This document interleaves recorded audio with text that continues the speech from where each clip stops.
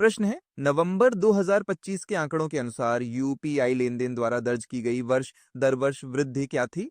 विकल्प हैं ए 15%, बी 20%, सी 23%, डी 25%, ई 49%। सही उत्तर है विकल्प सी। यूपीआई ने नवंबर 2025 में 19 बिलियन लेन देन दर्ज किए। इन लेन देन का कुल मूल्य 24.58 लाख करोड़ रुपए था। ये प्रदर्शन 23% की वर्ष दर वर्ष वृद्धि को दर्शाता है, जो भारत की डिजिटल अर्थव्यवस्था में यूपीआई के लगातार बढ़ते प्रभुत्व और विस्तार को उजागर करता है। प्रश्न है, किस अंतरराष्ट्रीय संगठन ने यूपीआई को दुनिया के सबसे बड़े फास्ट पेमेंट सिस्टम के रूप में मान्यता दी है और कहा है कि भारत वैश्विक वास्तविक समय भुगतान लेन देन का 49% हिस्सा है? विकल्प है ए विश्व बैंक, बी आईएमएफ, सी विश्व आर्थिक मंच, डी एशियाई विकास बैंक, ई बीआईएस। सही उत्तर है विकल्प बी। अंतर्राष्ट्रीय मुद्रा कोष आईएमएफ ने आधिकारिक तौर पर यूपीआई को दुनिया के सबसे बड़े फास्ट पेमेंट सिस्टम के रूप में मान्यता दी है। डेटा इंगित करता है कि भारत इस क्षेत्र में एक वैश्विक नेता है, जो वैश्विक स्तर पर होने वाले सभी वास्तविक समय के भुगतान लेन देन का लगभग आधा 49% हिस्सा है, जो भारत के डिजिटल बुनियादी ढांचे की सफलता को दर्शाता है। प्रश्न है, एनपीसीआई इंटरनेशनल ने यूपीआई और केएचक्यूआर के बीच क्यूआर आधारित सीमा पार भुगतान को सक्षम करने के लिए किस देश के बैंक के साथ एक समझौता ज्ञापन पर हस्ताक्षर किए? विकल्प हैं ए वियतनाम, बी सिंगापुर, सी कंबोडिया, डी थाईलैंड, ई नेपाल। सही उत्तर है विकल्प सी। एनपीसीआई इंटरनेशनल ने कंबोडिया के एसीएलआईडीए बैंक के साथ एक समझौता ज्ञापन एमओयू पर हस्ताक्षर किए। इस समझौते का उद्देश्य क्यूआर कोड का उपयोग करके सीमा पार भुगतान की सुविधा प्रदान करना है, विशेष रूप से भारत के यूपीआई सिस्टम को कंबोडिया के केएचक्यूआर सिस्टम के साथ जोड़ना, जिससे दोनों देशों के बीच वित्तीय कनेक्टिविटी और यात्रा या व्यापार में आसानी हो सके। प्रश्न है, खुदरा सीबीडीसी डिजिटल रुपया के आंकड़ों के अनुसार सक्रिय उपयोगकर्ताओं की अनुमानित संख्या क्या है? विकल्प हैं ए 5 मिलियन, बी 120 मिलियन, सी 6.5 करोड़, डी 8 मिलियन, ई 10 मिलियन। सही उत्तर है विकल्प डी। ओके। खुदरा ई रुपया डिजिटल रुपया पारिस्थितिकी तंत्र ने महत्वपूर्ण अपनापन देखा है, जो 120 मिलियन कुल लेन देन को पार कर गया है। विशेष रूप से उपयोगकर्ता आधार के बारे में 8 मिलियन से अधिक सक्रिय उपयोगकर्ता हैं। इस खंड में लेन देन का कुल मूल्य 28,000 करोड़ रुपए तक पहुंच गया है, जिसमें सरकारी और फिनटेक प्लेटफॉर्म पर एकीकरण शामिल है। प्रश्न है, वित्त वर्ष 25 तक पेमेंट्स इंफ्रास्ट्रक्चर डेवलपमेंट फंड पीआईडीएफ आस द्वारा कितने डिजिटल भुगतान टच पॉइंट सक्षम किए गए थे? विकल्प है A 2.75 crore, B 5.45 crore, C 6.5 crore, D 56.86 crore और ई 8.5 मिलियन। सही उत्तर है विकल्प B. Payments infrastructure development fund PIDF ने वित्त वर्ष 25 तक सफलतापूर्वक 5.45 करोड़ डिजिटल भुगतान टच पॉइंट सक्षम किए हैं। इसके अतिरिक्त योजना ने 6.5 करोड़ व्यापारियों को 56.86 करोड़ क्यूआर कोड जारी किए। इस पहल का प्राथमिक ध्यान टीयर 3 से टीयर 6 क्षेत्रों में डिजिटल भुगतान की पैठ को गहरा करना रहा है।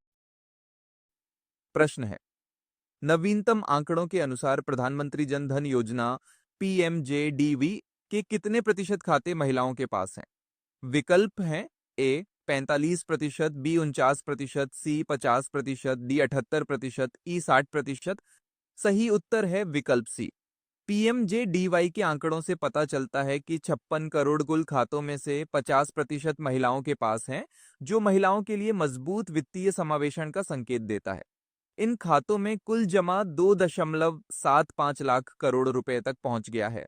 इसके अलावा इनमें से 78% खाते ग्रामीण या अर्धशहरी क्षेत्रों में स्थित हैं। प्रश्न है, भारत का पहला ड्राइवर स्वामित्व वाला राष्ट्रीय गतिशीलता मंच कौन सा है, जो शून्य कमीशन प्रदान करता है? विकल्प हैं A Namma Yatri, B Bharat taxi cooperative, C ONDC taxi, D India drive, E Seva cab. सही उत्तर है विकल्प बी। भारत टैक्सी कोऑपरेटिव को भारत के पहले ड्राइवर स्वामित्व वाले राष्ट्रीय मोबिलिटी प्लेटफॉर्म के रूप में पहचाना गया है। इसे दिल्ली और गुजरात में सॉफ्ट लॉन्च किया गया था और केवल 10 दिनों के भीतर 51,000 से अधिक ड्राइवरों को पंजीकृत किया गया। इस प्लेटफॉर्म की प्रमुख विशेषताओं में ड्राइवरों को शून्य कमीशन और ग्राहकों के लिए कोई सर्ज प्राइसिंग नहीं शामिल है।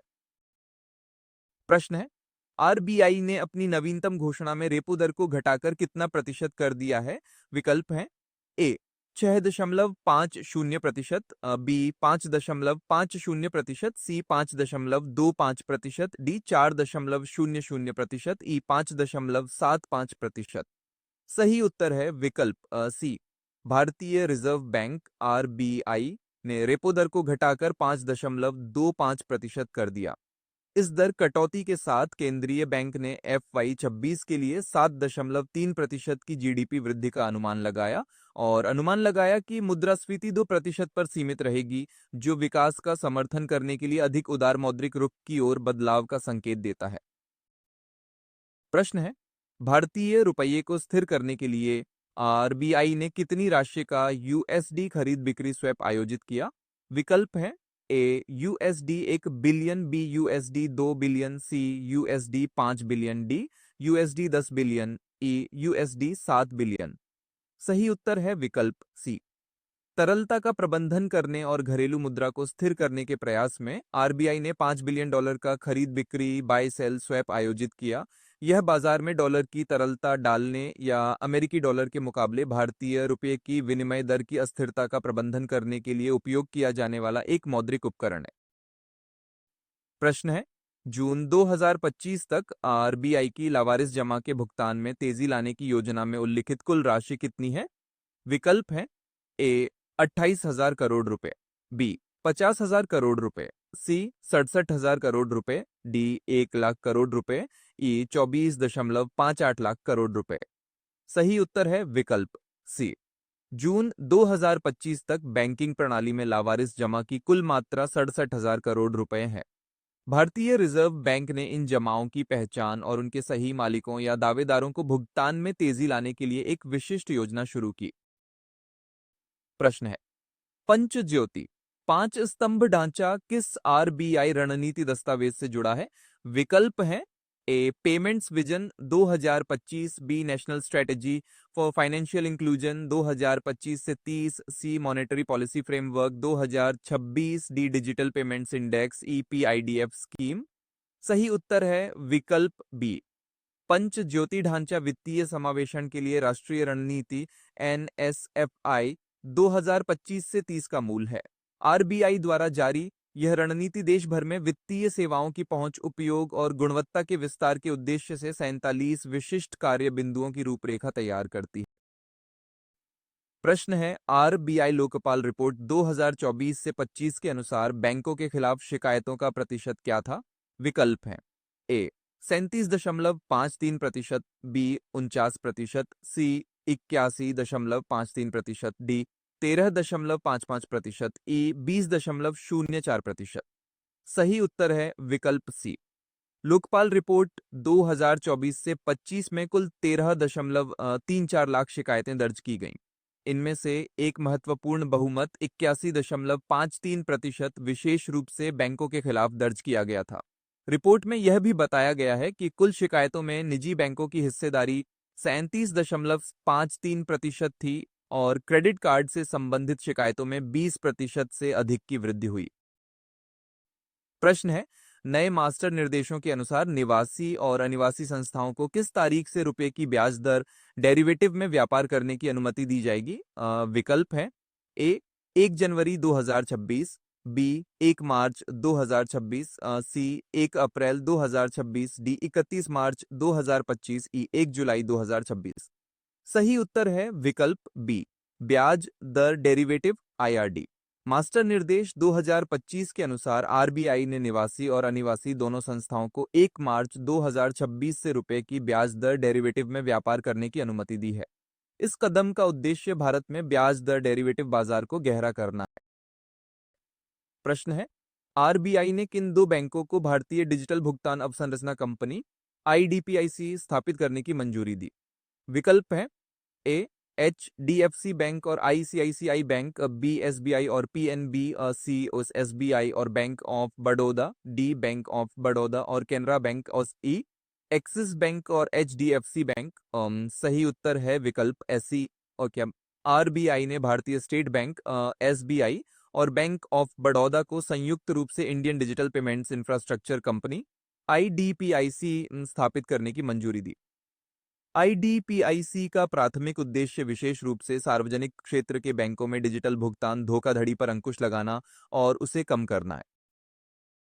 ओके। प्रश्न है, आरबीआई में कार्यकारी निदेशक पर्यवेक्षण विभाग के रूप में किसे नियुक्त किया गया था? विकल्प हैं ए विक्रम साहू, बी माइकल पात्रा, सी उषा जानकीरमन, डी शक्तिकांत दास, ई राजेश्वर राव।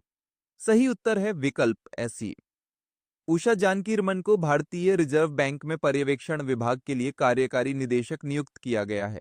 विक्रम साहू को बैंक ऑफ अमेरिका इंडिया के सीईओ के रूप में मंजूरी दी गई थी, लेकिन आरबीआई कार्यकारी निदेशक की भूमिका के लिए उषा जानकीरमन सही उत्तर है। प्रश्न है, आरबीआई ने तरलता डालने के लिए कितनी राशि की ओपन मार्केट ऑपरेशंस ओएमओ खरीद की घोषणा की? विकल्प हैं 50,000 करोड़ रुपए, 67,000 करोड़ रुपए, 1 ट्रिलियन रुपए, 2.75 लाख करोड़ रुपीस, 28,000 करोड़ रुपीस। सही उत्तर है विकल्प सी। रुपये के मूल्य ह्रास के बीच तरलता के मुद्दों को संबोधित करने के लिए आरबीआई ने 1 ट्रिलियन रुपए, 1 लाख करोड़ रुपए के ओपन मार्केट ऑपरेशंस ओएमओ खरीद की घोषणा की। ओएमओ में अर्थव्यवस्था में मुद्रा आपूर्ति को विनियमित करने के लिए खुले बाजार में सरकारी प्रतिभूतियों को खरीदना या बेचना शामिल है। प्रश्न है, विनियामक उल्लंघनों के लिए किस बैंक को 99.30 लाख रुपए के जुर्माने का सामना करना पड़ा? विकल्प हैं एचडीएफसी बैंक, एसबीआई, जम्मू और Kashmir bank, Punjab national bank, ACLEDA bank. सही उत्तर है विकल्प सी। आरबीआई ने विनियामक उल्लंघनों के लिए 2 बैंकों पर मौद्रिक जुर्माना लगाया। जहां एचडीएफसी बैंक पर 91 लाख रुपए का जुर्माना लगाया गया, वहीं जम्मू और कश्मीर बैंक को 99.30 लाख रुपए के उच्च जुर्माने का सामना करना पड़ा।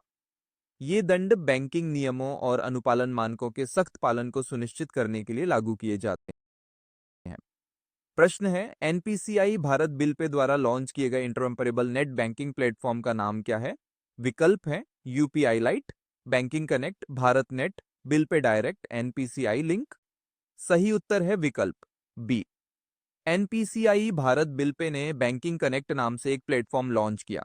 ये एक इंटरऑपरेबल नेट बैंकिंग प्लेटफॉर्म है जो बायोमेट्रिक प्रमाणीकरण को सक्षम बनाता है और आरबीआई को वास्तविक समय की निगरानी क्षमता प्रदान करता है।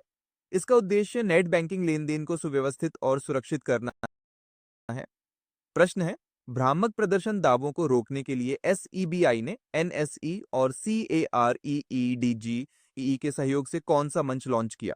विकल्प हैं SCORES 2.0, PARRVA सारथी, इनवाइटी ट्रैक, मार्केट वॉच। सही उत्तर है विकल्प B.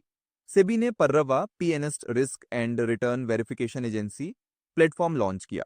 National stock exchange NSE और केयरएज के सहयोग से विकसित इस पहल को पिछले जोखिमों और रिटर्न के बारे में किए गए दावों को सत्यापित करने के लिए डिजाइन किया गया है, जिससे बाजार मध्यस्थों द्वारा भ्रामक प्रदर्शन दावों को रोका जा सके। प्रश्न है, एसईबीआई ने किस विनियमन के तहत राजमार्ग इंफ्रा इन्वेस्टमेंट ट्रस्ट को सैद्धांतिक मंजूरी दी? विकल्प है आरईआईटी विनियम 2014, आईवीआईटी विनियम 2014, एआईएफ विनियम 2012, पीएफयूटीपी विनियम 2003, आईसीडीआर विनियम 2018। सही उत्तर है विकल्प बी। सेबी ने इन्विट विनियम 2014 इंफ्रास्ट्रक्चर इन्वेस्टमेंट ट्रस्ट के तहत राजमार्ग इंफ्रा इन्वेस्टमेंट ट्रस्ट को सैद्धांतिक मंजूरी दी। इन्विट्स म्यूचुअल फंड के समान सामूहिक निवेश योजनाएं हैं जो व्यक्तिगत और संस्थागत निवेशकों से सीधे बुनियादी ढांचा परियोजनाओं में पैसे के निवेश को सक्षम बनाती हैं, ताकि आय का एक छोटा हिस्सा रिटर्न के रूप में अर्जित किया जा सके। प्रश्न है, एक्सिस बैंक ने अपनी 10वीं इवॉल्व एमएसएमई सीरीज कहां आयोजित की? विकल्प हैं मुंबई, बेंगलुरु, कोझिकोड, हैदराबाद, चेन्नई। सही उत्तर है विकल्प सी। एक्सिस बैंक ने कोझिकोड में अपनी इवॉल्व एमएसएमई श्रृंखला के 10वें संस्करण का आयोजन किया। यह कार्यक्रम 10 ट्रिलियन अमेरिकी डॉलर की अर्थव्यवस्था को सशक्त बनाने वाले एमएसएमई विषय पर केंद्रित था और इसमें 100 से अधिक उद्यमियों ने भाग लिया, जो सूक्ष्म, लघु और मध्यम उद्यम क्षेत्र के प्रति बैंक की प्रतिबद्धता को उजागर करता है। प्रश्न है, एसबीआई ने अपनी ऑनलाइन एसबीआई और योनो लाइट प्लेटफॉर्म से एम कैश सुविधा को किस तारीख से बंद कर दिया है? विकल्प है 1 नवंबर 2025, 1 दिसंबर 2025, 1 जनवरी 2026, 31 दिसंबर 2025, 15 दिसंबर 2025। सही उत्तर है विकल्प बी। भारतीय स्टेट बैंक एसबीआई ने ऑनलाइन एसबीआई और योनालाइट दोनों प्लेटफॉर्म से अपनी एमसीएसएच सुविधा को हटाने की घोषणा की। यह समाप्ति 1 दिसंबर 2025 से प्रभावी हुई, जिससे उनकी डिजिटल सेवा पेशकशों को सुव्यवस्थित किया गया। प्रश्न है, एसबीआई ने किस एक्सचेंज पर विशेष श्रेणी ग्राहक के रूप में अपना पहला गोल्ड ट्रेड निष्पादित किया? विकल्प है एमसीएक्स, एनसीडीईएक्स, आईबीएक्स, बीएसई, सही उत्तर है विकल्प सी। भारतीय स्टेट बैंक एसबीआई ने इंडिया इंटरनेशनल बुलियन एक्सचेंज आईआईबीएक्स पर अपना पहला गोल्ड ट्रेड सफलतापूर्वक निष्पादित किया।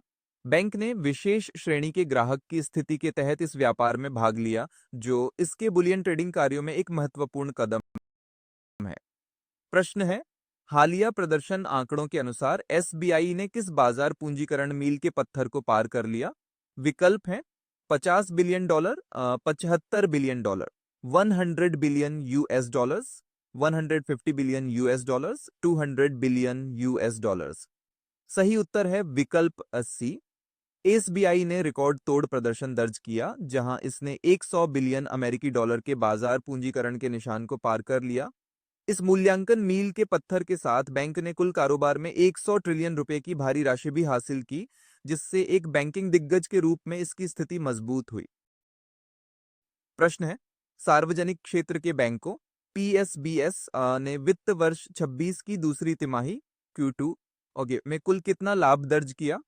विकल्प है 20,160 करोड़ रुपए, 35,000 crore rupees, 49,456 crore rupees, 55,200 crore rupees, 60,000 crore rupees.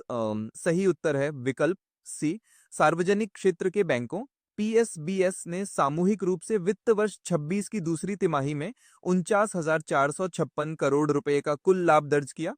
ये आंकड़ा 9% की वर्ष दर वर्ष वृद्धि को दर्शाता है। इस कुल में से अकेले एसबीआई ने 20,160 करोड़ रुपए का योगदान दिया, जो इस क्षेत्र में इसके प्रभुत्व को दर्शाता है। प्रश्न है, वैश्विक मानकों के अनुरूप होने के लिए एनएबीएफ-आईडी का नाम बदलकर क्या कर दिया गया है? विकल्प हैं IDB, NIDB, IFB, GIB, Bharat infra bank. Okay, सही उत्तर है विकल्प I. National bank for financing infrastructure and development NBFID का नाम बदलकर आधिकारिक तौर पर इंफ्रास्ट्रक्चर डेवलपमेंट बैंक आईडीबी कर दिया गया है। यह बदलाव समान विकास वित्त संस्थानों के लिए वैश्विक नामकरण परंपराओं के साथ बेहतर संरेखण सुनिश्चित करने के लिए किया गया।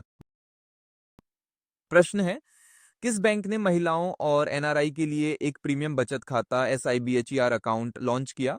विकल्प हैं federal bank, south Indian bank, Karnataka bank, axis bank, HDFC bank. सही उत्तर है विकल्प बी। साउथ इंडियन बैंक ने एसआईबीएचईआर अकाउंट लॉन्च किया। ये विशेष रूप से महिलाओं और अनिवासी भारतीयों एनआरआईज को लक्षित एक प्रीमियम बचत खाता है, जो उनकी आवश्यकताओं के अनुरूप विशेष जीवन शैली और वित्तीय लाभ प्रदान करता है। प्रश्न है, आरबीएल बैंक द्वारा उच्च निवल मूल्य वाले ग्राहकों के लिए पेश किए गए दो नए प्रीमियम क्रेडिट कार्ड के नाम क्या हैं? विकल्प हैं रिगेलिया और Infinia, Lumière and Nova, sapien and zenith, pride and Prestige elite and prime. सही उत्तर है विकल्प बी। आरबीएल बैंक ने ल्यूमियर और नोवा नाम से दो नए प्रीमियम क्रेडिट कार्ड पेश किए। ये कार्ड विशेष रूप से उच्च निवल मूल्य वाले ग्राहकों को लक्षित करते हैं, जो संपन्न खर्च करने वालों के लिए उपयुक्त लग्जरी भत्ते और विशेष विशेषाधिकार प्रदान करते हैं। प्रश्न है, बैंक ऑफ बड़ौदा ने एमएसएमईएस और स्टार्टअप्स के लिए क्रेडिट पहुंच बढ़ाने के लिए किस संगठन के साथ समझौता ज्ञापन पर हस्ताक्षर किए? विकल्प हैं नाबार्ड, एनएचबीएसआईडीबीआई, एसईबीआई, ईएक्सआईएम बैंक। सही उत्तर है विकल्प सी। बैंक ऑफ बड़ौदा बीओबी ने भारतीय लघु उद्योग विकास बैंक एसआईडीबीआई के साथ एक समझौता ज्ञापन एमओयू पर हस्ताक्षर किए।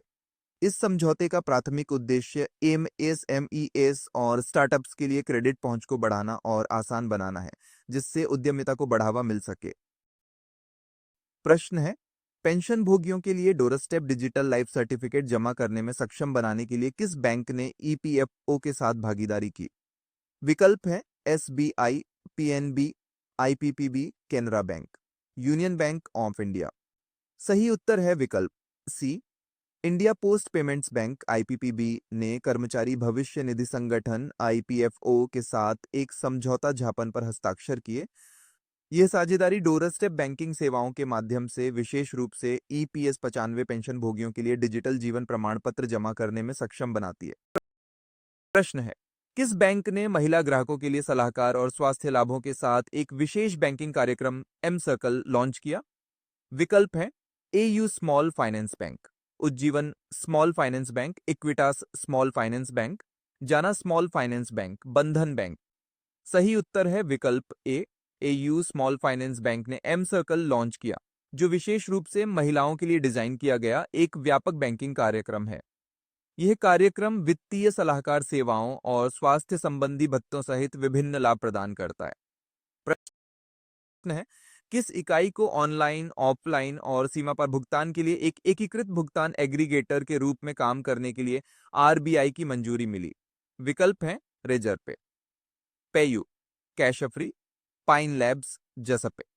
सही उत्तर है विकल्प बी, पेयू को एक एकीकृत भुगतान एग्रीगेटर के रूप में काम करने के लिए आरबीआई से मंजूरी मिली। ये प्राधिकरण पेयू को ऑनलाइन, ऑफलाइन और सीमा पार लेन-देन सहित कई चैनलों पर भुगतान प्रबंधित करने की अनुमति देता है। प्रश्न है, किस फिनटेक कंपनी को सीमा पार आवक / जावक लेन-देन के लिए अंतिम आरबीआई प्राधिकरण प्राप्त हुआ?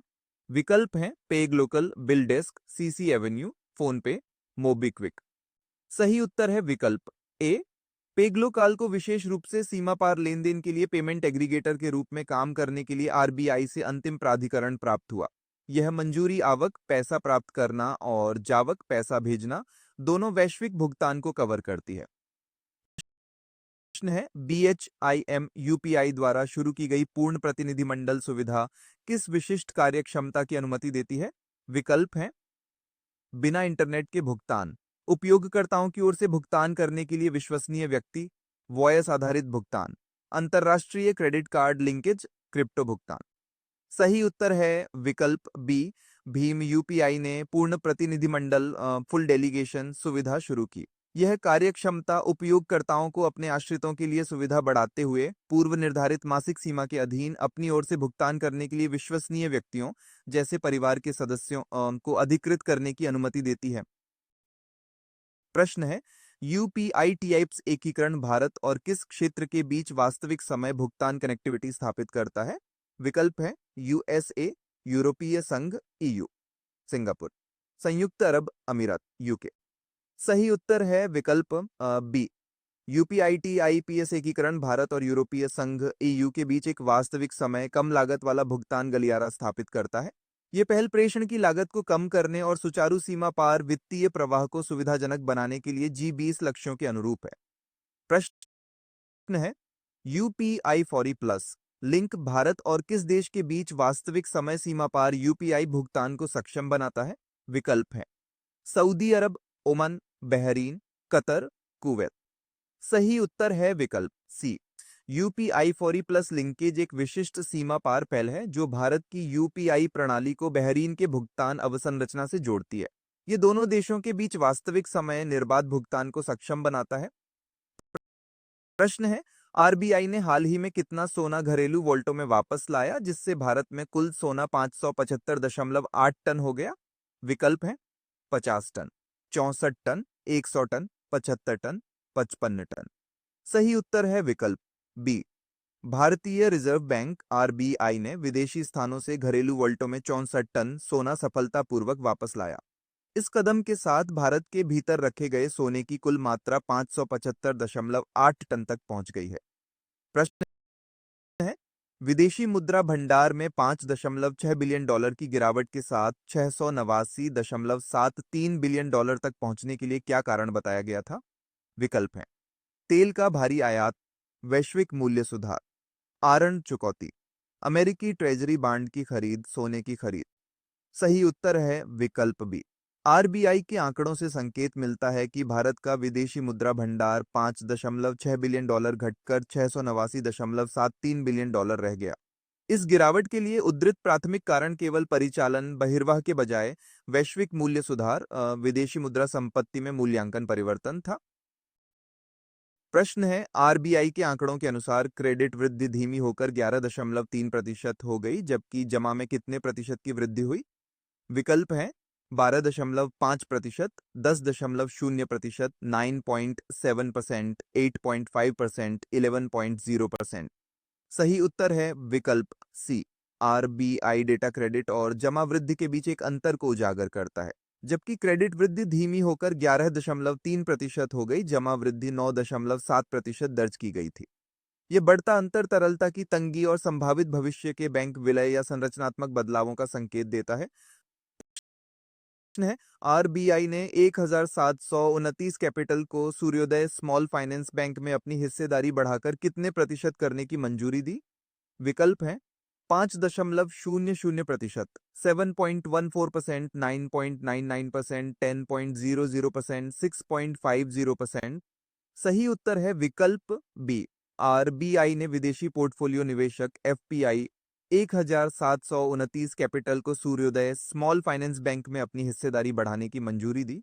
मंजूरी उन्हें अपनी हिस्सेदारी को पिछले 3.81% से बढ़ाकर 7.14% करने की अनुमति देती है। प्रश्न है, एनआईपीएल और क्यूएनबी के सहयोग से किस देश में लुलु ग्रुप के सुपरमार्केट में यूपीआई लॉन्च किया गया, जिससे 8,30,000 भारतीयों को लाभ हुआ? विकल्प है संयुक्त अरब अमीरात, कतर, ओमान, सऊदी अरब, बहरीन। सही उत्तर है विकल्प बी। यूपीआई को आधिकारिक तौर पर कतर में विशेष रूप से लुलु ग्रुप सुपरमार्केट में लॉन्च किया गया था। ये launch NIPL, NPCI international payments limited, QNB Qatar national bank और नेटस्टर्स के बीच सहयोग के माध्यम से संभव हुआ। ये वहां रहने वाले लगभग 8,30,000 भारतीयों को तेज और सस्ते प्रेषण विकल्पों तक पहुंचने में सक्षम बनाता है। प्रश्न है, एनबीएफसी क्षेत्र के लिए आरबीआई द्वारा किस संगठन को स्वनियामक संगठन एसआरओ का दर्जा दिया गया? विकल्प हैं एमएफआईएन, एएमएफआईएफआईडीसी, आईबीए, साधन। सही उत्तर है विकल्प सी। भारतीय रिजर्व बैंक आरबीआई ने वित्त उद्योग विकास परिषद एफआईडीसी को स्वनियामक संगठन एसआरओ का दर्जा दिया।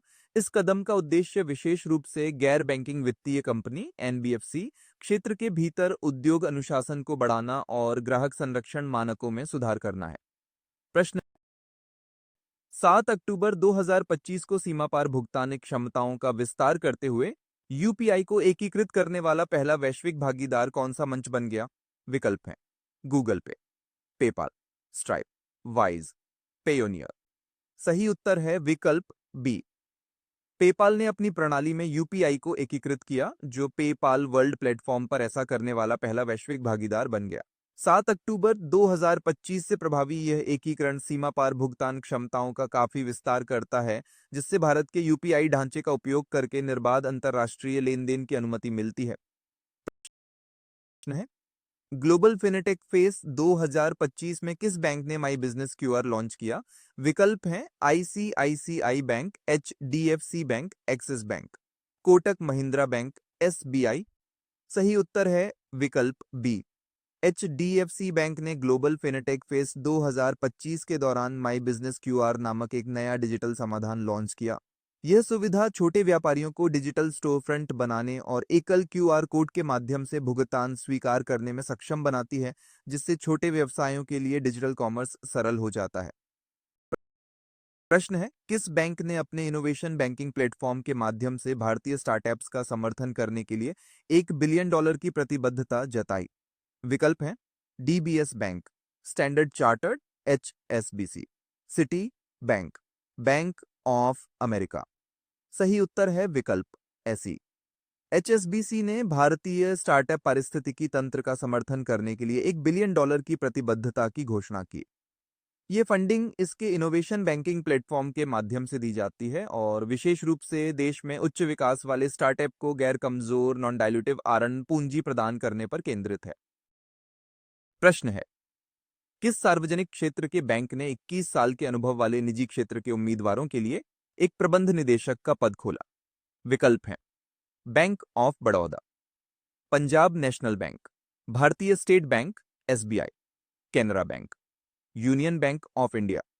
सही उत्तर है विकल्प सी। सार्वजनिक क्षेत्र की बैंकिंग भर्ती के लिए एक महत्वपूर्ण कदम में भारतीय स्टेट बैंक एसबीआई ने अपने एक प्रबंध निदेशक पद को निजी क्षेत्र के उम्मीदवारों के लिए खोल दिया। आवेदकों के लिए पात्रता मानदंड में 21 वर्षों के बैंकिंग अनुभव की आवश्यकता निर्दिष्ट की गई थी। प्रश्न है 9 अक्टूबर 2025 से प्रभावी आरबीआई के कार्यकारी निदेशक के रूप में किसे नियुक्त किया गया? विकल्प है माइकल पात्रा, टी रविशंकर, सोनाली सेन गुप्ता, राजेश्वर राव, स्वामीनाथन जे। सही उत्तर है विकल्प सी। सोनाली सेन गुप्ता को 9 अक्टूबर 2025 से प्रभावी भारतीय रिजर्व बैंक का कार्यकारी निदेशक नियुक्त किया गया। अपनी नई भूमिका में वह 3 प्रमुख विभागों का नेतृत्व करेंगी: उपभोक्ता शिक्षा और संरक्षण, वित्तीय समावेशन और विकास और निरीक्षण। प्रश्न है अदानी कनेक्स और गूगल ने किस शहर में $15 बिलियन की मेगा डेटा सेंटर परियोजना की घोषणा की? विकल्प है हैदराबाद, विशाखापत्तनम, मुंबई, चेन्नई, बेंगलुरु। सही उत्तर है विकल्प बी। अडानी कॉन्नेक्स और गूगल ने $15 बिलियन के निवेश के साथ एक मेगा डेटा सेंटर परियोजना स्थापित करने के लिए एक विशाल साझेदारी की घोषणा की। ये परियोजना विशाखापत्तनम में स्थित है और भारत के डिजिटल बुनियादी ढांचे को बढ़ावा देने के उद्देश्य से इसकी प्रारंभिक क्षमता 1 गीगावाट GW होने की योजना है। प्रश्न है किस एएमसी ने पे विद म्यूचुअल फंड सुविधा शुरू की जो 50,000 रुपए तक के यूपीआई भुगतान की अनुमति देती है? विकल्प है SBI mutual fund, HDFC AMC, Bajaj Finserv AMC, ICICI prudential AMC, Nippon India mutual fund. सही उत्तर है विकल्प सी। बजाज फिनसर्व एएमसी ने अभिनव पे विद म्यूचुअल फंड सुविधा शुरू की। यह सुविधा निवेशकों को अपने म्यूचुअल फंड निवेश से सीधे 50,000 रुपए तक का यूपीआई भुगतान करने की अनुमति देती है, जिससे यूनिट्स को अलग से भुनाने की आवश्यकता के बिना तत्काल तरलता मिलती है। प्रश्न है बैंकिंग कानून संशोधन अधिनियम 2025 के तहत जमा खातों के लिए कितने नामांकन की अनुमति है? विकल्प है 2, 3, 4, 5, 1। सही उत्तर है विकल्प सी। बैंकिंग कानून संशोधन अधिनियम 2025 जो 1 नवंबर से प्रभावी हुआ ने नए नामांकन नियम पेश किए। ये अब खाताधारकों को जमा खातों के लिए 4 नामांकित व्यक्तियों को नियुक्त करने की अनुमति देता है, जिसमें बेहतर एस्टेट प्लानिंग सुनिश्चित करने के लिए एक साथ या क्रमिक नामांकन के विकल्प हैं। प्रश्न है आरबीआई ने किस तारीख से सभी डिजिटल भुगतान के लिए 2 फैक्टर ऑथेंटिकेशन 2FA अनिवार्य कर दिया है? विकल्प हैं 1 अप्रैल 2025, 1 जनवरी 2026, 1 अप्रैल 2026, 1 अक्टूबर 2025, 31 मार्च 2026। सही उत्तर है विकल्प सी। भारतीय रिजर्व बैंक ने 1 अप्रैल 2026 से शुरू होने वाले सभी डिजिटल भुगतान के लिए 2 फैक्टर ऑथेंटिकेशन 2FA अनिवार्य कर दिया है। इस नए जनादेश का उद्देश्य साइबर धोखाधड़ी को कम करने के लिए एसएमएस ओटीपी को बायोमेट्रिक्स, टोकन और जोखिम आधारित प्रमाणीकरण जैसे अधिक सुरक्षित तरीकों से बदलना है। प्रश्न है एशियाई विकास बैंक एडीबी ने भारत के वित्त वर्ष 26 के सकल घरेलू उत्पाद के विकास अनुमान को घटाकर 6.5% क्यों कर दिया? विकल्प है उच्च मुद्रास्फीति, भारतीय निर्यात पर अमेरिकी टैरिफ, कमजोर मानसून, कम घरेलू मांग, तेल की बढ़ती कीमतें। सही उत्तर है विकल्प बी। एडीबी ने FY26 के लिए भारत के सकल घरेलू उत्पाद की वृद्धि के अनुमान को 6.7% से घटाकर 6.5% कर दिया। इस संशोधन के लिए उद्धृत प्राथमिक कारण भारतीय निर्यात के 60% पर अमेरिकी टैरिफ था, जिसमें 50% की बढ़ोतरी शामिल थी, जो संभावित रूप से भारत के निर्यात प्रदर्शन और समग्र आर्थिक विकास को प्रभावित कर रहा था। प्रश्न है आरबीआई की विदेशी देनदारियों और संपत्ति जनगणना 2024 से 25 के अनुसार भारत में प्रत्यक्ष विदेशी निवेश का सबसे बड़ा स्रोत कौन सा देश है? विकल्प है Singapore, Mauritius, USA, Netherlands, Japan. सही उत्तर है विकल्प सी। आरबीआई की विदेशी देनदारियों और संपत्ति जनगणना 2024 से 25 से पता चला कि भारत में कुल एफडीआई 68.76 लाख करोड़ रुपए तक पहुंच गया। संयुक्त राज्य अमेरिका यूएस कुल एफडीआई का 20% हिस्सा लेकर अग्रणी स्रोत के रूप में उभरा, जिसके बाद 14.3% के साथ सिंगापुर का स्थान है। प्रश्न: आरबीआई द्वारा शुरू किए गए आरबीआई एनजीईआर 2025 इनोवेशन हैकाथॉन का फोकस विषय क्या है? विकल्प हैं: बैंकिंग में एआई, टोकनाइज्ड केवाईसी और ऑफलाइन सीबीडीसी, सीमा पार भुगतान, फिनटेक में साइबर सुरक्षा, ग्रीन फाइनेंस। सही उत्तर है विकल्प बी। भारतीय रिजर्व बैंक ने हार्बिंगर 2025 इनोवेशन हैकाथॉन लॉन्च किया, जिसमें टोकनाइज्ड केवाईसी और offline CBDC, central bank digital currency के लिए समाधान विकसित करने पर विशेष ध्यान दिया गया। इस कार्यक्रम के लिए पंजीकरण 23 अक्टूबर 2025 को शुरू हुआ। प्रश्न है: किस बैंक को एनआरआई की सेवा के लिए दुबई में एक प्रतिनिधि कार्यालय खोलने की आरबीआई से मंजूरी मिली? ओके, विकल्प हैं: federal bank, south Indian bank, CSB bank, Karnataka bank, Dhanlaxmi bank. सही उत्तर है विकल्प C. Okay, CSB bank Catholic Syrian bank को दुबई में एक विदेशी प्रतिनिधि कार्यालय खोलने के लिए आरबीआई से मंजूरी मिली। इस कदम का उद्देश्य क्षेत्र में अनिवासी भारतीयों एनआरआईएस की बेहतर सेवा करना और दुबई नियामकों से अंतिम मंजूरी मिलने तक बैंक के एनआरआई जमा आधार को बढ़ावा देना है। प्रश्न है: किस क्षेत्रीय ग्रामीण बैंक ने वित्त, विश्वास, जीवन और विकास के प्रतीक के रूप में एक सामान्य लोगो अपनाया? विकल्प है: आंध्र प्रदेश ग्रामीण विकास बैंक, कर्नाटक ग्रामीण बैंक केजीबी, केरल ग्रामीण बैंक, बड़ौदा गुजरात ग्रामीण बैंक, आर्यावर्त बैंक। सही उत्तर है विकल्प बी। कर्नाटक ग्रामीण बैंक के जीबी ने अपने 11 समामेलित क्षेत्रीय ग्रामीण बैंकों के लिए एक सामान्य लोगो अपनाया।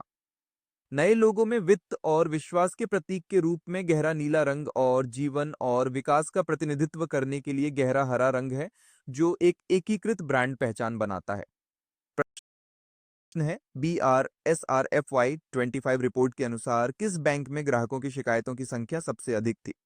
विकल्प हैं: HDFC bank, ICICI bank, Bharatiya state bank SBI, Punjab national bank, bank of Baroda. सही उत्तर है विकल्प सी। FY25 के लिए business responsibility and sustainability report BRSR से पता चला कि भारतीय स्टेट बैंक SBI को सभी बैंकों में सबसे अधिक ग्राहकों की शिकायतें मिली, जो कुल 6.87 लाख थीं। इन शिकायतों का एक महत्वपूर्ण हिस्सा अनधिकृत ई डेबिट से संबंधित था।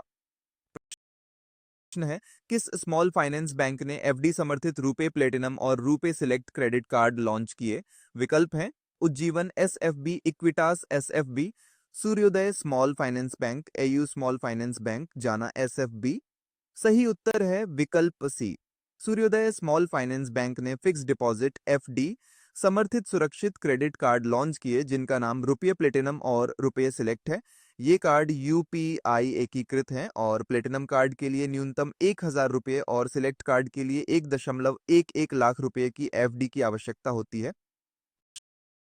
प्रश्न है: 22 सितंबर 2025 से प्रभावी इंडसइंड बैंक के मुख्य वित्तीय अधिकारी के रूप में किसे नियुक्त किया गया? विकल्प हैं: C.S. राजन, विरल दमनिया, आर गांधी, शशिधर जगदीशन, संदीप बख्शी। सही उत्तर है विकल्प बी।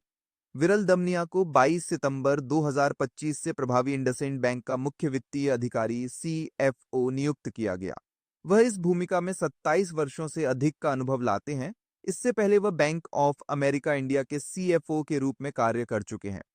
प्रश्न है: किस कंपनी ने LNG बंकरिंग अवसंरचना के लिए कोचीन पोर्ट के साथ 500 करोड़ रुपए के समझौता ज्ञापन पर हस्ताक्षर किए? विकल्प हैं: IOCL, HPCL, BPCL, Bharat petroleum, GAIL, ONGC। सही उत्तर है विकल्प C. Bharat petroleum corporation limited BPCL ने कोचीन पोर्ट के साथ 500 करोड़ रुपए के समझौता ज्ञापन MOU पर हस्ताक्षर किए। ये समझौता समुद्री क्षेत्र के लिए IMO 2050 स्वच्छ ईंधन लक्ष्यों का समर्थन करने के लिए LNG बंकरिंग अवसंरचना विकसित करने के लिए। प्रश्न है: आरबीआई बुलेटिन के अनुसार वित्त वर्ष 26 में निजी कैपेक्स में कितने प्रतिशत की वृद्धि का अनुमान है, जो 2.67 लाख करोड़ रुपए तक पहुंच जाएगा? विकल्प हैं 15.5%, 29.5%, 21.5%, 25.0%, 11.3%। सही उत्तर है विकल्प सी।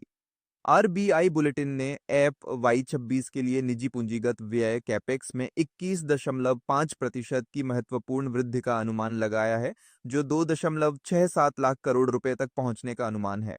यह वृद्धि दर में कटौती, अवस्फीति डिसइंफ्लेशन, बेहतर तरलता और उच्च क्षमता उपयोग जैसे कारकों से प्रेरित है, जिसमें बिजली क्षेत्र निवेश अभियान का नेतृत्व कर रहा है।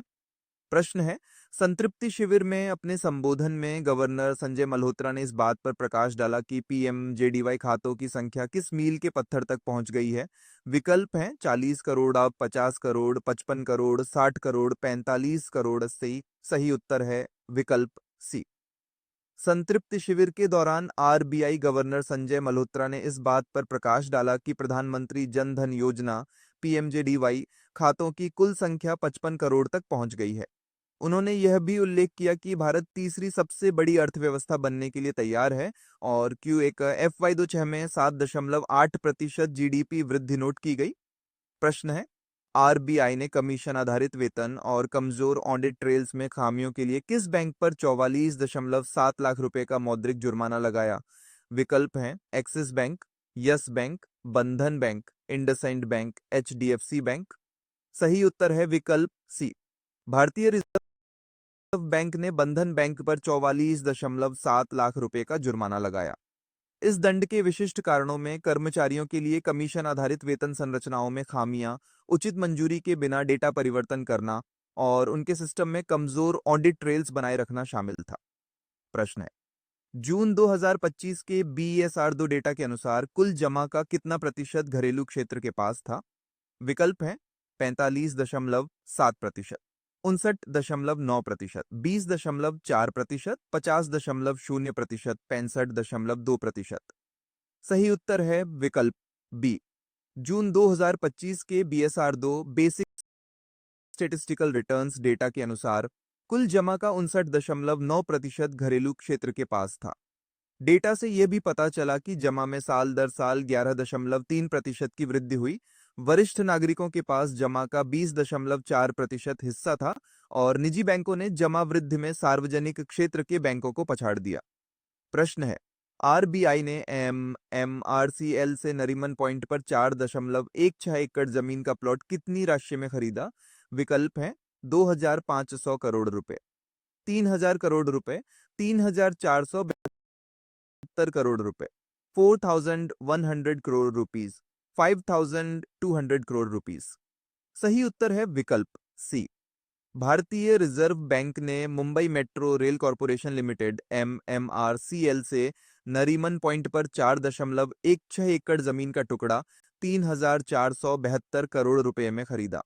इसके अतिरिक्त स्टैंप शुल्क के रूप में 208.3 करोड़ रुपए का भुगतान किया गया।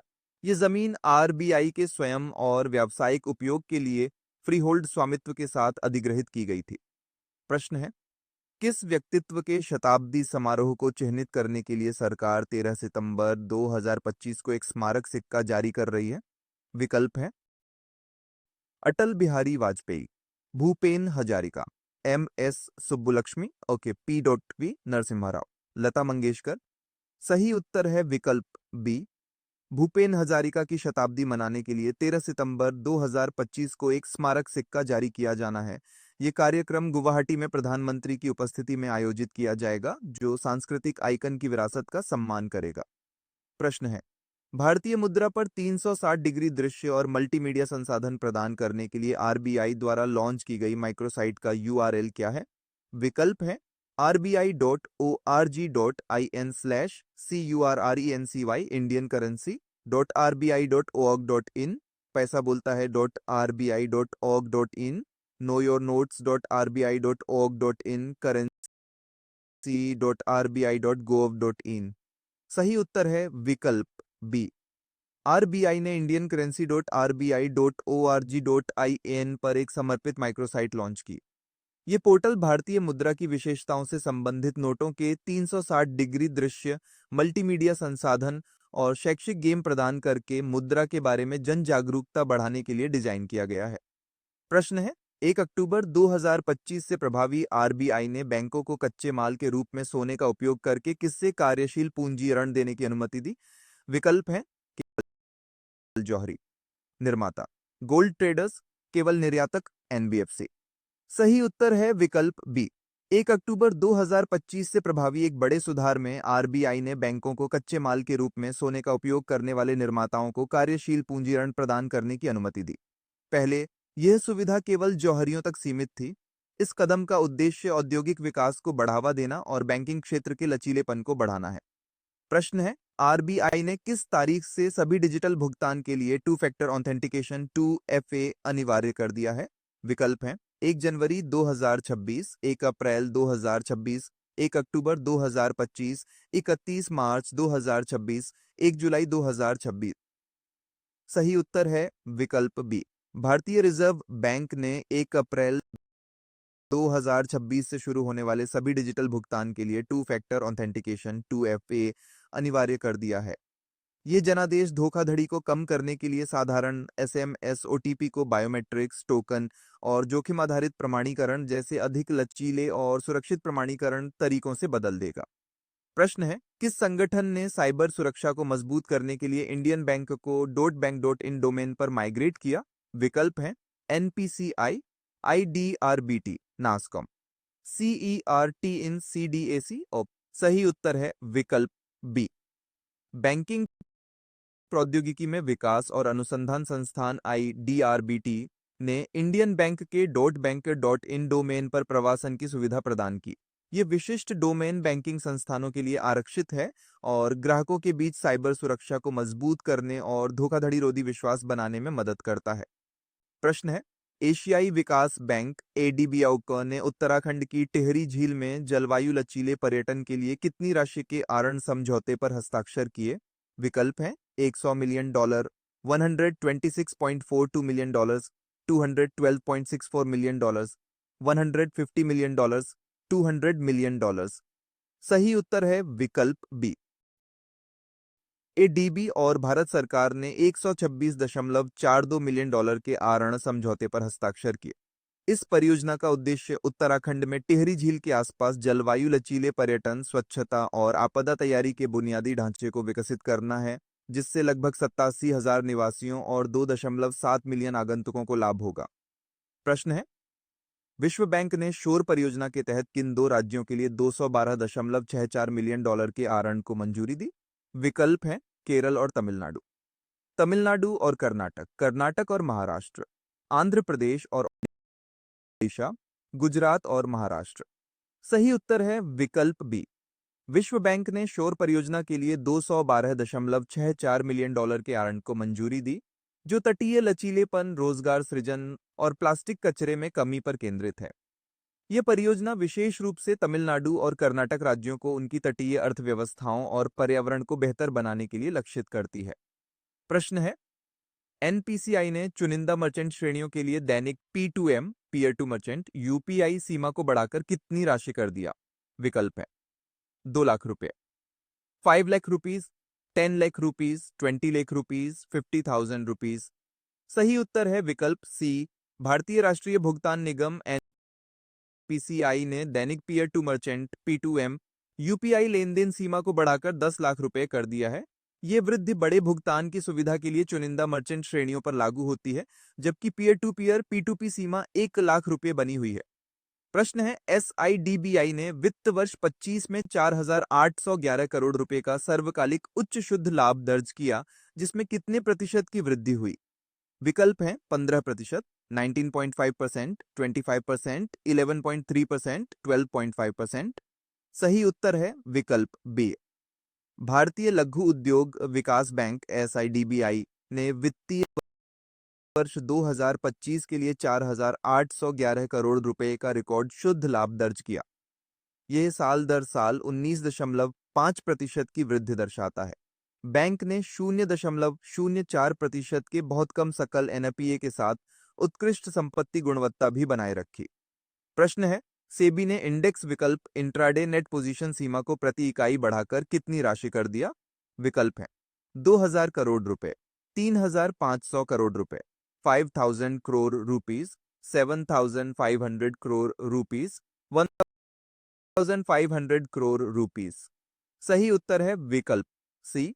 एसईबीआई ने इंडेक्स विकल्पों के लिए इंट्राडे नेट पोजीशन सीमा को बढ़ाकर 5000 करोड़ रुपए प्रति इकाई कर दिया।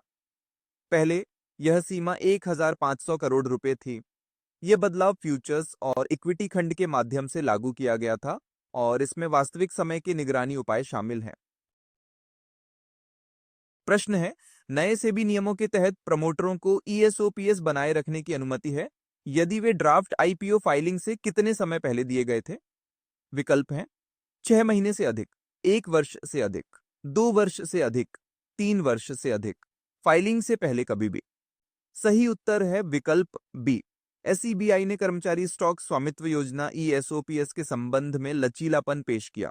प्रमोटरों को अब ईएसओपीएस या स्टॉक प्रशंसा अधिकार एसएआरएस बनाए रखने की अनुमति है यदि वे ड्राफ्ट आईपीओ दस्तावेज दाखिल करने से 1 वर्ष या उससे पहले दिए गए थे।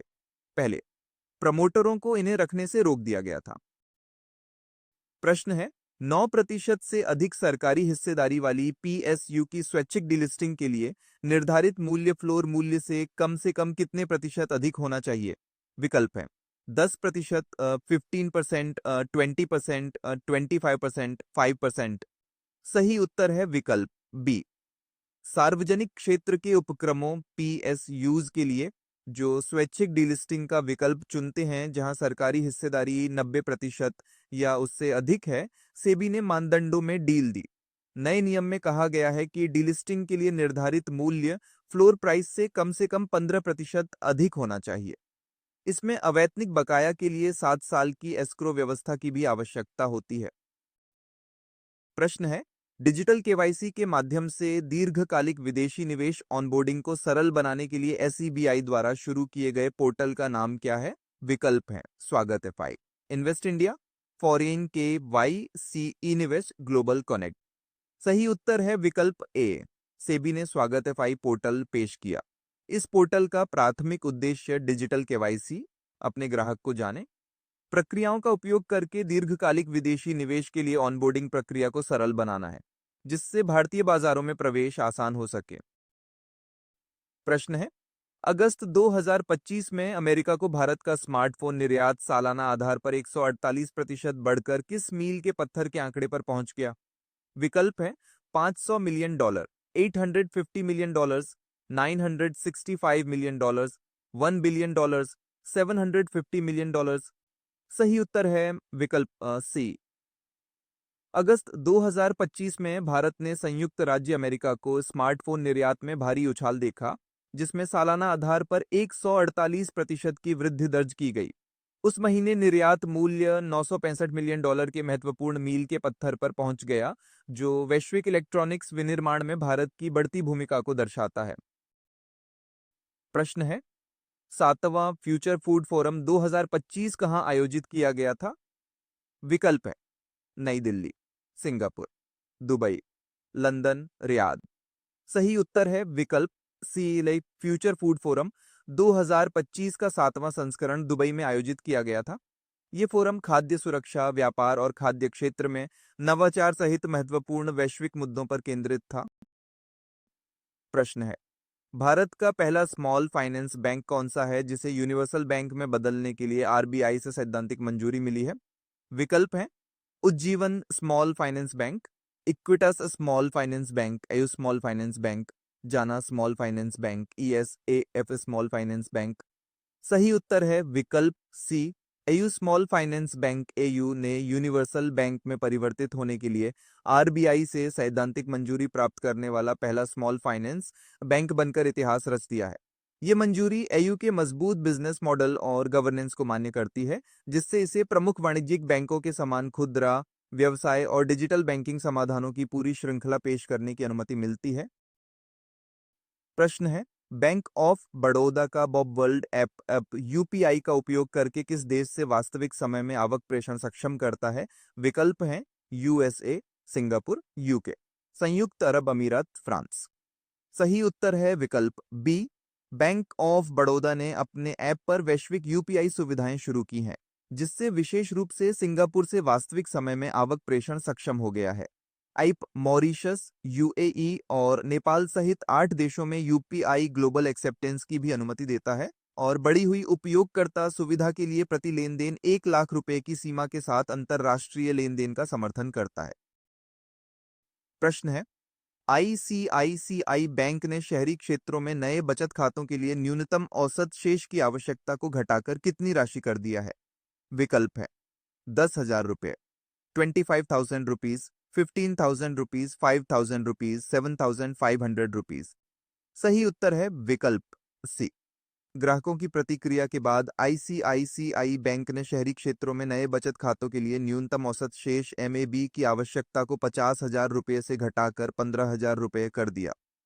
अर्ध शहरी क्षेत्रों के लिए आवश्यकता 25,000 रुपये से घटाकर 7,500 रुपये कर दी गई, जबकि ग्रामीण / अर्ध शहरी क्षेत्रों में मौजूदा ग्राहकों के लिए यह 5,000 रुपये बनी हुई है। प्रश्न है, किस निजी क्षेत्र के बैंक ने वित्त वर्ष 25 में 18% की सबसे कम कर्मचारी एट्रिशन दर दर्ज की? विकल्प है HDFC bank, axis bank, Kotak Mahindra bank, ICICI bank, IndusInd bank. सही उत्तर है विकल्प डी। आईसीआईसीआई बैंक ने प्रमुख निजी क्षेत्र के साथियों के बीच सबसे कम कर्मचारी एट्रिशन दर दर्ज की, जो FY 25 में गिरकर 18% हो गई। यह इसके प्रतिस्पर्धियों जैसे एचडीएफसी बैंक 22.6% और एक्सिस बैंक 25.5% से काफी कम है। बैंक इसका श्रेय प्रतिस्पर्धी पारिश्रमिक और बेहतर कामकाजी माहौल को देता है। प्रश्न है, आईडीएफसी फर्स्ट बैंक ने एनआरआईएस के लिए remit first to India platform launch करने के लिए किसके साथ साझेदारी की? विकल्प है Wise, Western Union, SingX, PayPal, MoneyGram. सही उत्तर है विकल्प सी। आईडीएफसी फर्स्ट बैंक ने शून्य शुल्क डिजिटल प्रेषण मंच remit first to India launch करने के लिए सिंग एक्स के साथ साझेदारी की। यह सेवा अनिवासी भारतीयों एनआरआईएस को सिंगापुर और हांगकांग से भारत में तेजी से पैसा भेजने की अनुमति देती है, जिसमें लाइव लेन देन ट्रैकिंग और प्रतिस्पर्धी विदेशी मुद्रा दरों जैसी सुविधाएं मिलती हैं। प्रश्न है, एक्सिस बैंक द्वारा शुरू की गई लॉक एफडी सुविधा का प्राथमिक उद्देश्य क्या है? विकल्प है उच्च ब्याज दरों की पेशकश करना, ऑनलाइन चैनलों के माध्यम से समय से पहले बंद होने से रोकना, एफडी को डीमैट खाते से जोड़ना, आंशिक निकासी की अनुमति देना, ओवरड्राफ्ट सुविधा प्रदान करना। सही उत्तर है विकल्प बी। एक्सिस बैंक ने मुख्य रूप से ग्राहकों को डिजिटल धोखाधड़ी से बचाने के लिए लॉक एफडी सुविधा शुरू की, जो ऑनलाइन चैनलों के माध्यम से सावधि जमा और एफडी को समय से पहले बंद करने से रोकती है। एक बार सक्रिय होने के बाद एफडी को केवल आईडी सत्यापन के साथ व्यक्तिगत रूप से शाखा में जाकर बंद किया जा सकता है, जिससे फिशिंग और हैकिंग के खिलाफ सुरक्षा की एक परत जुड़ जाती है। प्रश्न है, एसबीआई किस तारीख से 25,000 रुपये से अधिक के आईएमपीएस ऑनलाइन ट्रांसफर पर नाममात्र शुल्क लगाना शुरू करेगा? विकल्प है 1 अगस्त 2025, 15 अगस्त 2025, 1 सितंबर 2025, 31 जुलाई 2025, 2 अक्टूबर 2025। सही उत्तर है विकल्प बी। भारतीय स्टेट बैंक एसबीआई ने घोषणा की कि वह 15 अगस्त 2025 से प्रभावी 25,000 रुपये से अधिक के आईएमपीएस ऑनलाइन हस्तांतरण पर शुल्क लगाना शुरू कर देगा। शुल्क 2 रुपये से 10 रुपये प्लस जीएसटी तक होंगे। हालांकि वेतन पैकेज, खाता धारक और कुछ अन्य श्रेणियां इन शुल्कों से मुक्त रहती हैं। प्रश्न है, अग्निवीरों के लिए एसबीआई की विशेष योजना के तहत अधिकतम कितनी राशि का संपार्श्विक मुक्त व्यक्तिगत आरण प्रदान किया जाता है? विकल्प है 2 लाख रुपए, 3 लाख रुपए, 4 लाख रुपए, 5 लाख रुपए, 1 लाख रुपए। सही उत्तर है विकल्प सी। एसबीआई ने अग्निवीरों के लिए एक संपार्श्विक मुक्त व्यक्तिगत आरंड योजना शुरू की, जिसमें 4 लाख रुपए तक के आरंड की पेशकश की गई। इस योजना में 10.50% की फ्लैट ब्याज दर और 0 प्रसंस्करण शुल्क है। यह 30 सितंबर 2025 तक वैध है, जिसमें पुनर्भुगतान की अवधि अग्निपथ सेवा अवधि के साथ संरेखित। प्रश्न है, आरबीआई ने 4 अगस्त 2025 से प्रभावी न्यू इंडिया कोऑपरेटिव बैंक के किस बैंक के साथ विलय को मंजूरी दी? विकल्प है Cosmos bank, Saraswat bank, SVC bank, Abhyudaya cooperative bank, Kalupur commercial bank. सही उत्तर है विकल्प बी। भारतीय रिजर्व बैंक ने new India cooperative bank के सारस्वत बैंक के साथ विलय को मंजूरी दी। 4 अगस्त 2025 से प्रभावी सारस्वत बैंक विलय की गई इकाई की सभी संपत्तियों और देनदारियों को ग्रहण करेगा, सहकारी बैंकिंग ढांचे को मजबूत करेगा और new India cooperative bank के जमाकर्ताओं के हितों की रक्षा करेगा। और प्रश्न है, आरबीआई ने किस मूल्य के डॉलर रुपए स्वैप को रोल ओवर नहीं करने का निर्णय लिया, जो तरलता में विश्वास का संकेत देता है? विकल्प है $2 billion, $5 billion, $10 billion, $1 billion, $7 billion. सही उत्तर है विकल्प बी। आरबीआई ने रोलओवर के बिना $5 बिलियन के डॉलर रुपए स्वैप को निपटाने का फैसला किया। ये कदम भारत की मजबूत रुपए की तरलता स्थिति, वर्तमान में 3.60 लाख करोड़ रुपए से अधिक, में केंद्रीय बैंक के विश्वास को प्रदर्शित करता है और इसे मुद्रा बाजारों को बाधित किए बिना तरलता स्थिरता का प्रबंधन करने की अनुमति देता है। प्रश्न है, आरबीआई के प्रोफेशनल फोरकास्टर्स के सर्वेक्षण के अनुसार 2025 से 26 में भारत के लिए अनुमानित जीडीपी वृद्धि क्या है? विकल्प हैं 6.0%, 6.4%, 6.7%, 7.0%, 7.2%। सही उत्तर है विकल्प बी। पेशेवर पूर्वानुमानकर्ताओं के हालिया आरबीआई सर्वेक्षण में अनुमान लगाया गया है कि 2025 से 26 में भारत की जीडीपी 6.4% बढ़ेगी। पूर्वानुमान में अगले वर्ष 2026 से 27 के लिए 6.7% की वृद्धि की भी भविष्यवाणी की गई है। इसके बावजूद कि निर्यात की तुलना में आयात तेजी से बढ़ने के कारण व्यापार असंतुलन बढ़ रहा है। प्रश्न है, आरबीआई ने स्पेशल रुपया वोस्ट्रो अकाउंट रखने वाली विदेशी संस्थाओं को अपने अधिशेष शेष को किसमें निवेश करने की अनुमति दी? विकल्प हैं कॉरपोरेट बॉन्ड, केंद्र सरकार की प्रतिभूतियां, mutual fund, real estate investment trust, share बाजार। सही उत्तर है विकल्प बी। आरबीआई ने स्पेशल रुपया वोस्ट्रो अकाउंट एसआरवीएएस रखने वाली विदेशी संस्थाओं को अपने अधिशेष रुपये के शेष को ट्रेजरी बिल सहित केंद्र सरकार की प्रतिभूतियों में निवेश करने की अनुमति दी। यह अनिवासियों के लिए निवेश लचीलेपन को बढ़ाता है और व्यापार बस्तियों से अप्रयुक्त धन को सुरक्षित आर्न उपकरणों में निर्देशित करता है। प्रश्न है, आरबीआई ने ग्राहकों के विवरण को अपडेट करने में मदद करने के लिए जुलाई से सितंबर तक पंचायत स्तर पर आयोजित करने के लिए कौन सी पहल शुरू की? विकल्प हैं वित्तीय साक्षरता सप्ताह, डोरस्टेप री केवाईसी शिविर, डिजिटल भुगतान मेला, आरन आउटरीच कार्यक्रम, मुद्रा विनिमय शिविर। सही उत्तर है विकल्प बी। आरबीआई ने बैंकिंग सुविधा बढ़ाने के लिए अपनी पहल के तहत पंचायत स्तर पर डोरस्टेप री केवाईसी शिविर शुरू किए।